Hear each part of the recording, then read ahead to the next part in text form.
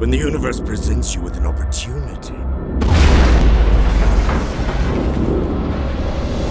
you must never fail to capitalize on it. For the love of... What in the...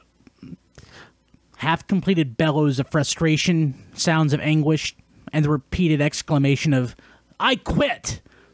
could be heard coming from my office all weekend.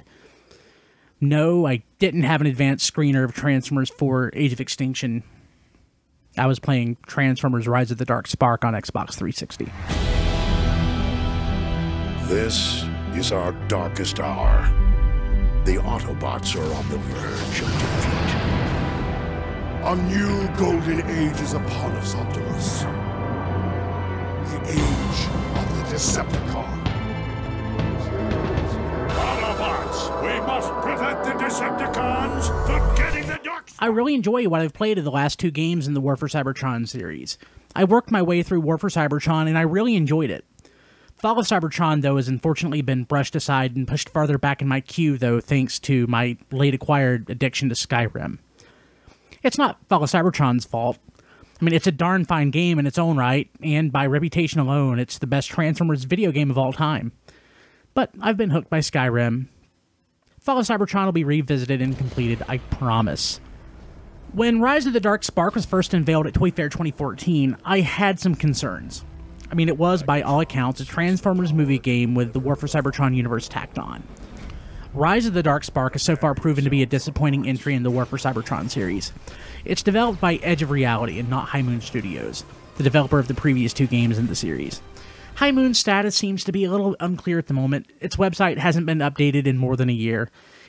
They supposedly developed a Deadpool game, which was released sometime last year, and they are supposed to be developing a new Call of Duty game for the PS3 and Xbox 360, which should be released sometime this year. Unfortunately, the absence of High Moon Studios is to this game's detriment. Overall, the gameplay is nearly identical to the earlier games. There's no major innovation gameplay-wise with the Rise of the Dark Spark.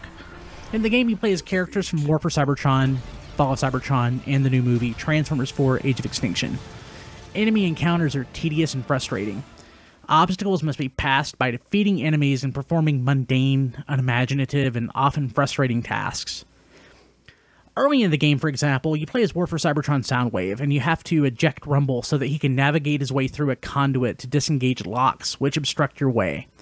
Repeatedly, you have to eject him, wait, fight, reload him, walk to the next conduit, and eject him again. This happens multiple times in the course of the encounter.